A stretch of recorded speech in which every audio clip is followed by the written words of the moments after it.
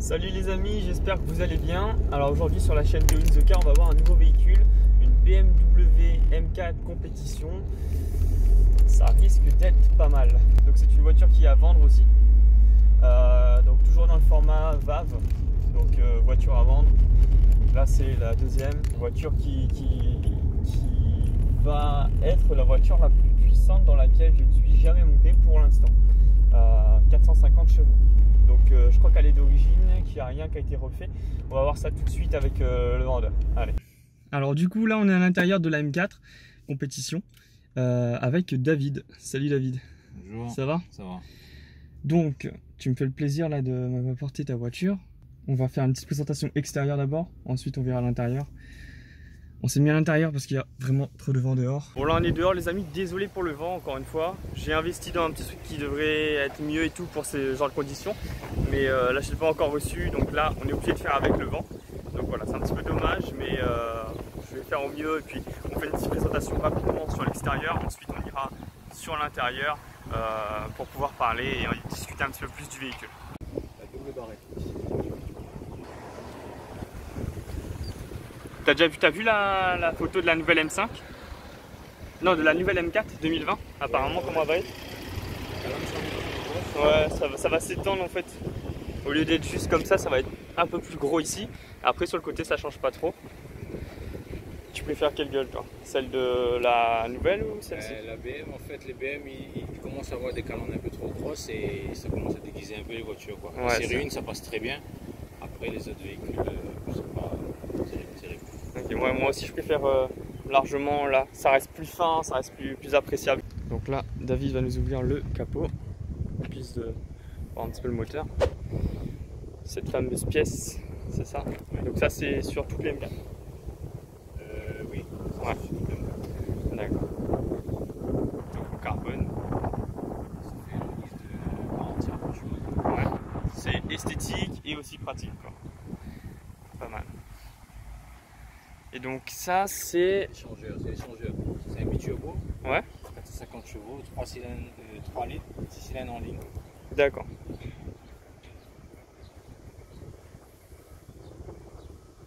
Donc ça aussi on l'a pas sur toutes les M4 non? Si, ça c'est la M4. D'accord. Toutes les M4 ont ça. Normal, la compétition, la CS, il y a toujours la bosse. D'accord. Donc qu'est-ce qui va distinguer là sur la face avant une M4 normale et compétition sport? C'est les entrées avant, la calandre et la bosse. D'accord. Voilà. Donc au niveau des rétros aussi, c'est les rétros M. Ouais. Ils sont magnifiques. Le logo sur le côté. Ils sont magnifiques. Ça aussi, les étriers de frein bleus. Les freins qui sont en bleu chez BM. Ouais. Et là on a des jantes en vin. D'accord. Ça c'est la sortie d'air, c'est quoi ça? C'est vrai, c'est une sortie d'air en fait qui vient donc de ce côté. Ah oui, juste là.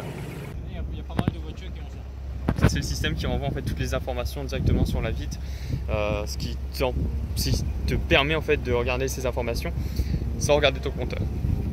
Donc plus rapidement, imagine tu es en course poursuite, ben, tu vois directement les infos quoi. Tu sais où t'en es.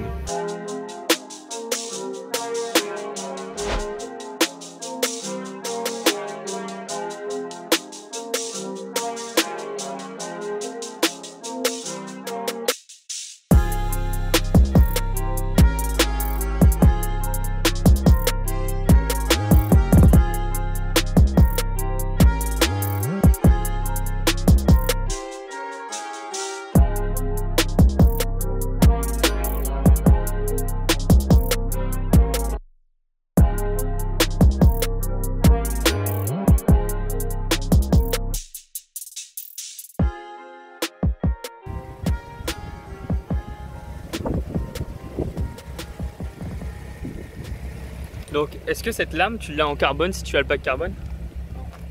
En fait, la lame qu'il y a, ouais. C'est une lame supplémentaire dessous. D'accord. Une qui vient se rajouter en voilà, c'est une lame supplémentaire qui vient dessous si tu prends le pack carbone. D'accord.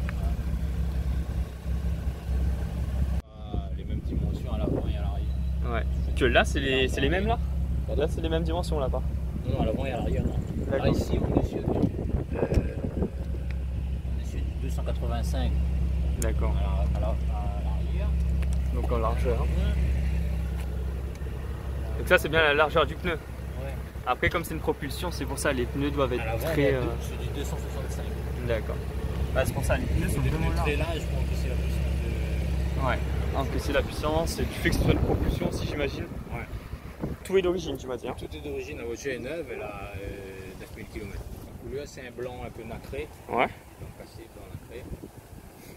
Et la particularité de l'M4 compétition, on a des échappements Miltech. D'accord. Donc c'est pour ça qu'elle a un bruit un peu plus. Un petit peu plus méchant. Ouais. On va faire voir les échappements d'ailleurs. Ils sont jolis. Je sais pas si on voit bien là.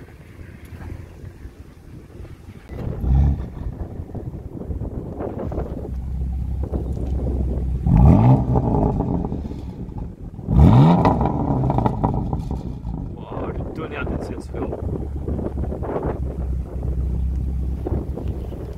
C'est méchant. Parce que le bruit des échappements, parce qu'il est un petit peu, tu vois, il est pas aigu, il est vraiment, il reste sobre et il est rock un petit peu, il est super appréciable, Et c'est vrai que quand elle est à l'arrêt comme ça, elle fait pas masse de bruit quoi, pas le descendre. C'est vraiment si tu veux faire du bruit, tu peux faire du bruit. Donc t'as le choix. Au démarrage, qu'elle fait du bruit même quand. Ouais, directement. Faut que tu te dises quand même. Voilà dans quoi je suis quoi. Donc là on a la jupe arrière avec les entrées d'air. Ouais. Et si on prend le kit carbone, il y a ça qui est en carbone. D'accord. Ça qui est en carbone. Ok. C'est le logo M4 en noir.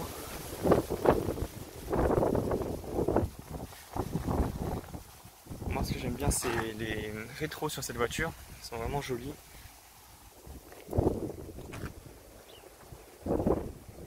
Je te propose qu'on rentre. Comme ça, on en discute un petit peu plus. Et David, du coup, je vais te laisser faire la petite présentation au niveau de l'intérieur. Je t'écoute.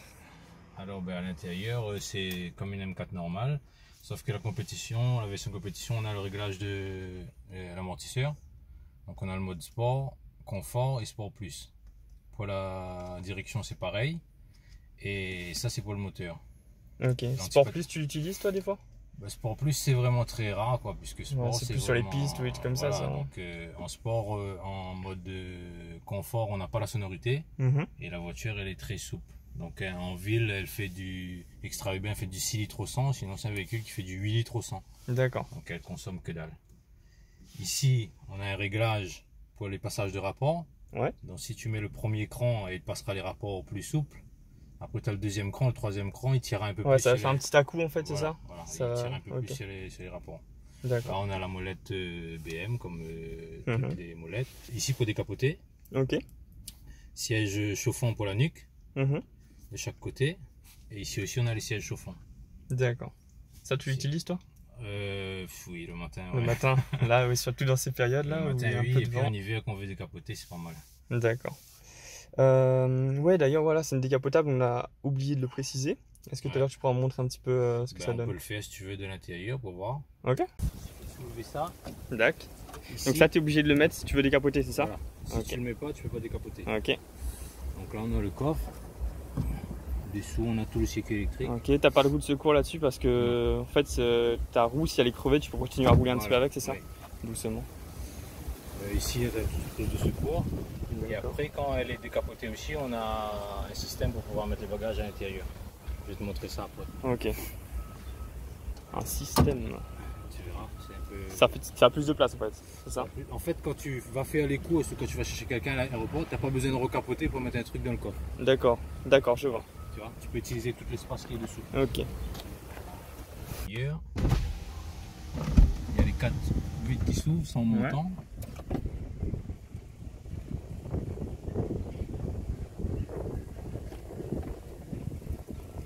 On peut même décapoter en roulant.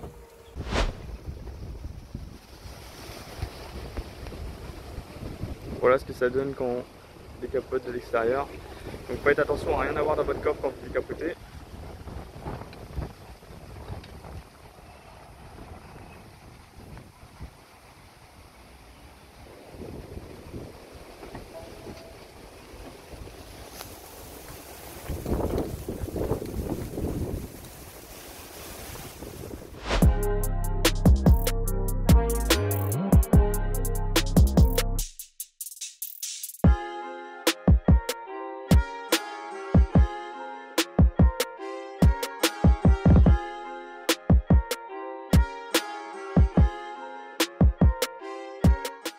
Là, tu me disais le coffre, ça fait un truc là. Quand tu veux utiliser le coffre quand il est décapoté, Ouais. tu vois qu'il n'y a pas de place. Ouais, en effet. Il y a le toit et il y a tout dedans. Donc alors là, c'est un système que ils ont fait que c'est pas mal. Tu as vu sur ces petits boutons ici là. Ouais.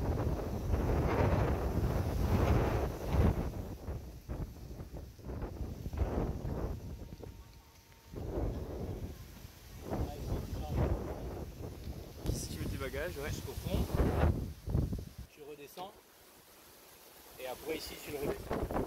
Ah ouais. Tu peux utiliser le coffre même quand il est décapoté. Pas mal, franchement. Ah ouais, j'aurais pensé que t'avais pas de place, que tu pouvais rien mettre moi. On peut toujours utiliser la place, donc c'est un système qu'ils ont fait qui est Ouais, c'est très bien fait. Ouais. Putain, même décapotée comme ça, elle est belle. Donc oui, tout à l'heure on disait, par exemple là la voiture, elle n'a pas le pack carbone, d'accord? Mais en fait si tu l'avais, mais qu'elle n'était pas en décapotable en fait, tout simplement, tu aurais le pack carbone, c'est ça? le toit carbone. Le toit carbone. Le siège très confortable, hein. Je suis rentré dedans à l'instant, c'est très confortable. C'est électrique les sièges? Oui. D'accord. Siège électrique, ici c'est à mémoire. Et est-ce que de ton siège tu peux contrôler le mien? Non, j'avais vu ça sur, je sais pas c'est quoi comme voiture, c'est peut-être BMW. Donc là, petit rangement. Ici on a le gobelet. D'accord. Mettre deux gobelets tranquilles. Ici il y a le couloir et puis on a un accès au coffre aussi. Ah ouais, ok, pratique.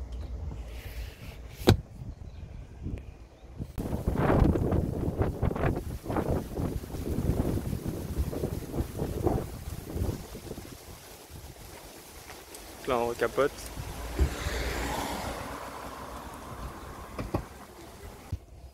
Hop.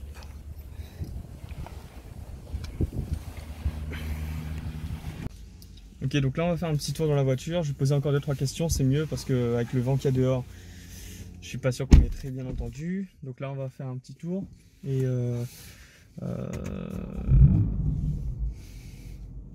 mon petit oui.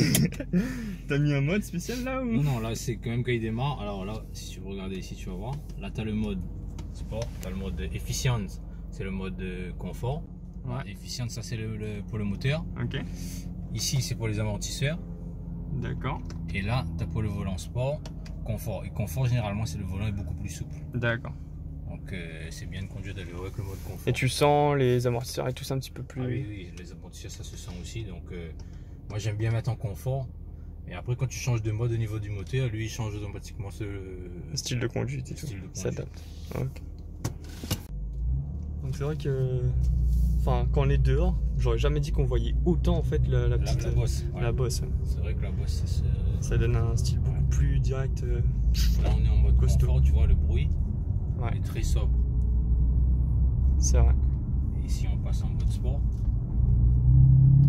Ouais, tout de suite. Tout de suite, on entend un petit peu plus. Ouais. Moi, généralement, dans ces voitures-là, on roule sans musique. Hein. Oui. Déjà, moi, dans ma petite Ford, j'aime bien rouler sans musique, alors là. On écoute le bruit du moteur. Ouais. Il y a les palettes, donc c'est intéressant aussi d'utiliser les palettes, j'aime bien.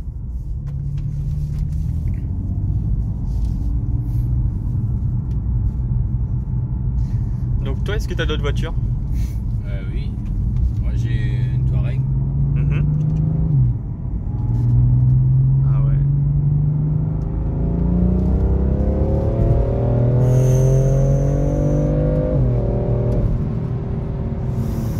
C'est de la dynamite, c'est de la dynamite. Ah putain, ça n'a rien à voir avec... Là, tu vois, là on a été avec le premier mode, là, celui-là. D'accord. Donc on n'a pas eu d'à-coup quand il y a eu le passage. D'accord. Donc ça restait doux. Voilà. Ça restait doux. C'est encore plus brutal si on appuie sur ce petit bouton, quoi. Donc tu me disais que ce véhicule, donc c'est un véhicule qui est destiné à la vente. Voilà, c'est le véhicule de 974 import. D'accord. Donc il y a une page sur Facebook. C'est ouais. un véhicule qui est destiné à la vente à la Réunion. Un véhicule qui vient du Luxembourg. Ok. Donc la page s'affiche juste là. Allez jeter un petit coup d'œil, il y a des véhicules à vendre dessus, dont celui-ci qui est tout simplement magnifique. Toi, dans les voitures que tu as eues, que tu as pu conduire, c'est laquelle tu as préférée? Ben là, 974 Import veut rentrer une classe A à 45 AMG. D'accord. Donc c'est vrai que c'était vraiment pas mal, elle faisait 380 chevaux.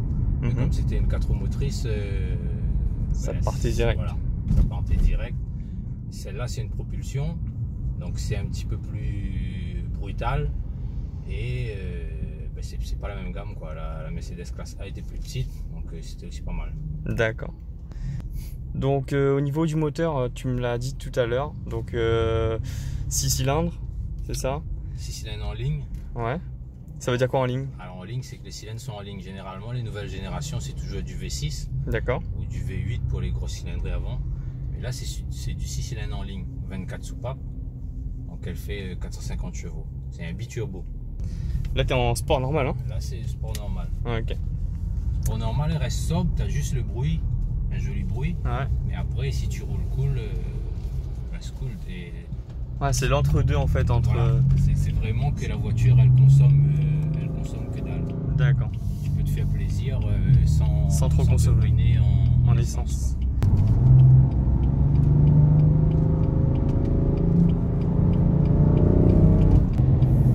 Moi, je suis plutôt dans les anciennes générations. D'accord. Donc les voitures neuves, c'est vrai que c'est super, mais moi j'aime bien les grosses cylindrées, les V8, les anciennes générations. Tu sens plus, voilà. C'est moins utilisé. Les anciennes M5, bon, quand je dis anciennes, pas vraiment les E34, mais les modèles de 2000, 2010.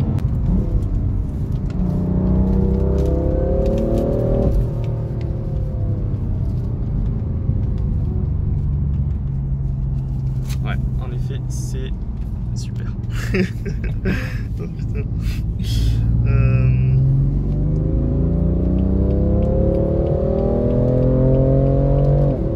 sens le passage? Ouais, je le sens.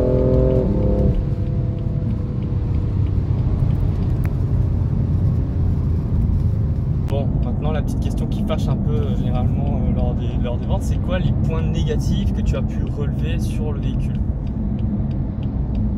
Le point négatif, c'est... Je sais pas, parce qu'ils ont fait vraiment un véhicule pour tout optimiser. Ouais. Les points négatifs, c'est compliqué. Bon, c'est vrai qu'au niveau de la Réunion, moi, l'endroit où j'habite, c'est un petit peu... Le chemin, c'est un petit peu cassé. escarpé. C'est vrai que c'est un peu compliqué. Mais même dans les côtes, quand on le met là en mode confort, si tu mets le volant en mode confort, c'est super. C'est appréciable, ouais. Je pense que ma tête doit être drôle à voir quand tu fais ce genre d'accélération.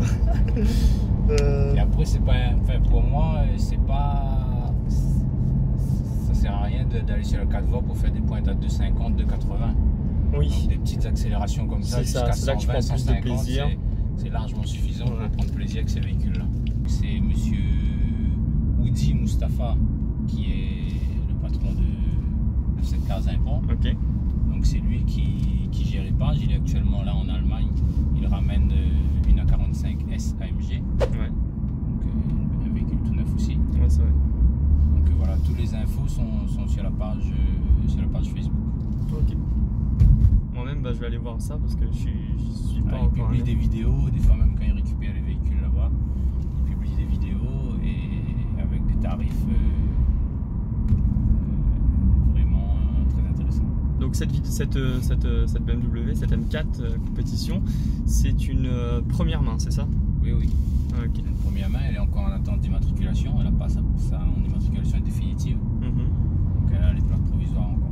Et au niveau de la carte grise, tu sais combien ça coûterait ça à peu près? Et de l'assurance? Bon, l'assurance c'est pas très cher, hein. Si on a une bonne assurance c'est pas très cher, si tu as un peu de bonus, et là l'assistance de freinage à l'avant. Ouais. Donc normalement tu as 25% de réduction si tu as ce système là sur ta voiture. Et non, sinon pas très... Je crois qu'elle fait 26 chevaux fiscaux, je crois. Si je me trompe pas. Sachant que ce véhicule, à l'achat, tout l'entretien est inclus pendant 5 ans. D'accord. Donc le seul truc que tu as acheté pour le véhicule, c'est les pneus. Tu as la vidange, le balai d'essuie-glace, tu as l'embrayage, les freins, tout est inclus pendant 5 ans. Ça, c'est un super avantage. Donc tu n'as que les pneus à changer sur le véhicule. D'accord. la gamme qui est juste au-dessus des compétitions sport, donc des compétitions, c'est la compétition sport. Et ensuite, tu as les GTS, c'est Voilà. ça. La GTS, elle est à 550 chevaux si je ne me trompe pas. La GTS, c'est plus pour rivaliser avec les 63S AMG de chez Mercedes, Ouais. qui eux d'origine ils sont à 510 chevaux. Ouais. Après la CS, je pense que ça va jouer au niveau du poids, parce qu'il y a quand même que 10 chevaux d'écart. Au niveau prix, je sais pas. Donc ça, tu me disais, le petit M en fait qui est derrière ton cou là, ça s'allume, c'est Voilà, ça? quand on déverrouille la voiture, le soir, les logos s'allument. D'accord. Juste un petit effet. Le véhicule est aussi équipé d'un tracker. C'est-à-dire, qu'est-ce donc? Tu as une appli de chez BMW où tu peux contrôler toute la voiture à distance. Mousse, lui, il voit exactement où est la voiture. Ouais. Il peut allumer la clim, éteindre la clim, il peut décapoter la voiture, il peut ouvrir la vitre, il peut démarrer la voiture, il peut klaxonner. Ouais, t'as un contrôle quasiment complet sur. Oui, il peut tout contrôler sur la voiture. Tu peux démarrer et tout? Oui, il peut démarrer aussi la voiture.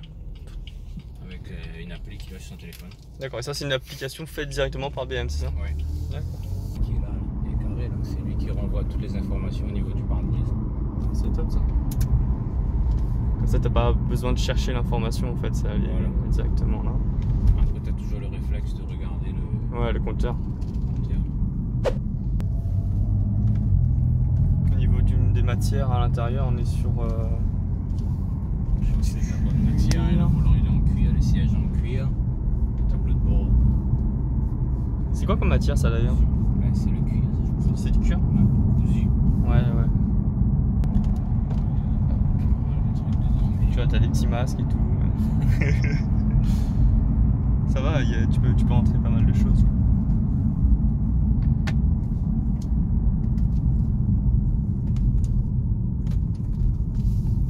T'as une marque de prédilection? moi c'est BMW. BM. Qu'est-ce que t'aimes en général chez cette marque? Parce que j'entends souvent dire que c'est une voiture qui est. Enfin, c'est une marque où les véhicules sont assez équilibrés en fait.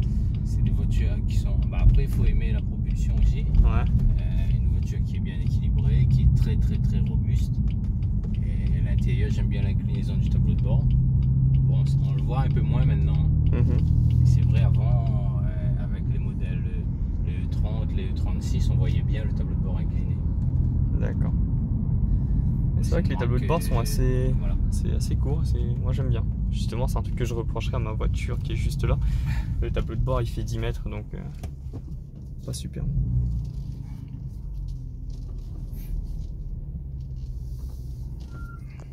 Caméra de recul. Ouais. Caméra et capteur de recul aussi. D'accord. Donc c'est pratique pour pas abîmer ta jolie voiture. Du coup là au niveau du prix, il est à combien ce... Le véhicule est à 95 000 euros. 95 000 euros, le véhicule a 9 000 km. Le véhicule est quasiment neuf. Ouais. Et le gros avantage, c'est les 5 ans d'entretien inclus. Ouais, tu m'étonnes. Que les pneus à changer. Et en concession, elle est à combien d'habitude? La concession, elle est à pas loin de 170. Je crois qu'elle est à 172. Ouais, donc c'est 2 fois moins cher en fait là. Ouais, voilà. Et elle est toute neuve quoi. Toute neuve et elle a toute option. Ouais. Elle a toute option. Ok. Bah, merci beaucoup de m'avoir ramené ton véhicule. C'est super sympa. Donc, je te félicite bien sûr pour ta page et tout. Les gars, n'hésitez pas à aller checker ça. C'est là-bas que ça se passe, c'est vraiment top. Et pour les personnes qui sont intéressées par ce véhicule, vous pouvez directement prendre contact avec eux sur leur page. Merci beaucoup. De rien. Tiens, petit check de la fin. Et maintenant, dernier petit plan où tu vas partir avec une jolie accélération.